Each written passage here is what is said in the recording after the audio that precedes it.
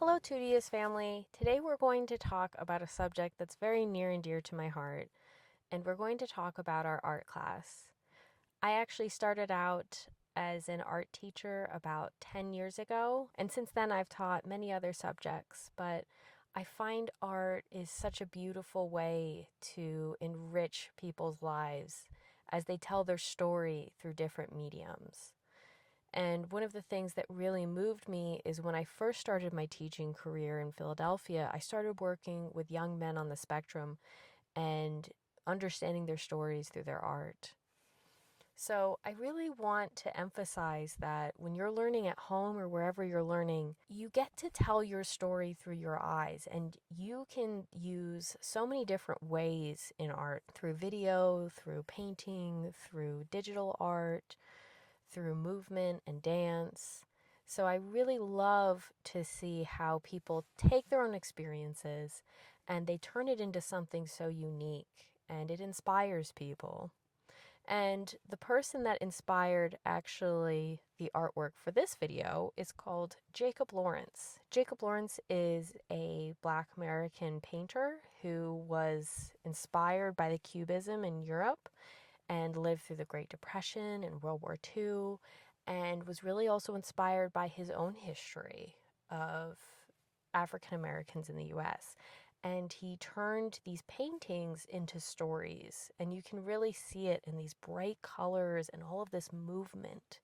You almost want to feel like you're there, even though it's so unique and abstract in some ways.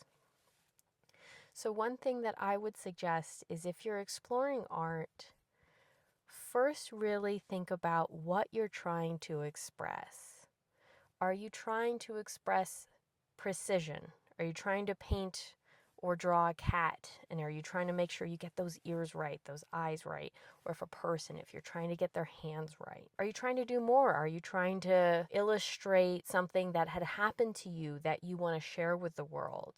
Are you trying to inspire change by drawing or speaking or singing, however you want to express it, a problem that you think is really important that not enough people are paying attention to? So I would first think about explore every medium possible.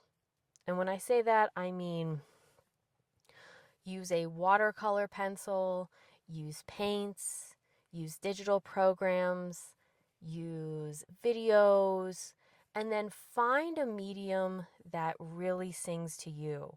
And when you're able to latch on to that, perfect it and really work on it and really make it your own.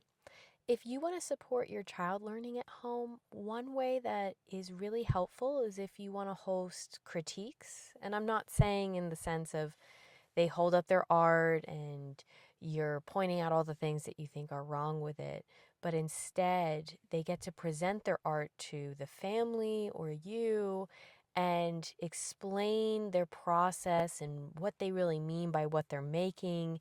And you get to then share in a circle what you think about the art and make sure that you're actively participating and getting that really active feedback. I'm going to be sharing some resources below on mediums, materials, and then I'm also going to share a success story of one of my students who started out just painting as a hobby and is now a national fellow, an art teacher, and an advocate for autism. So, really, just start where art makes you happy, do a little bit every day, and see where it takes you.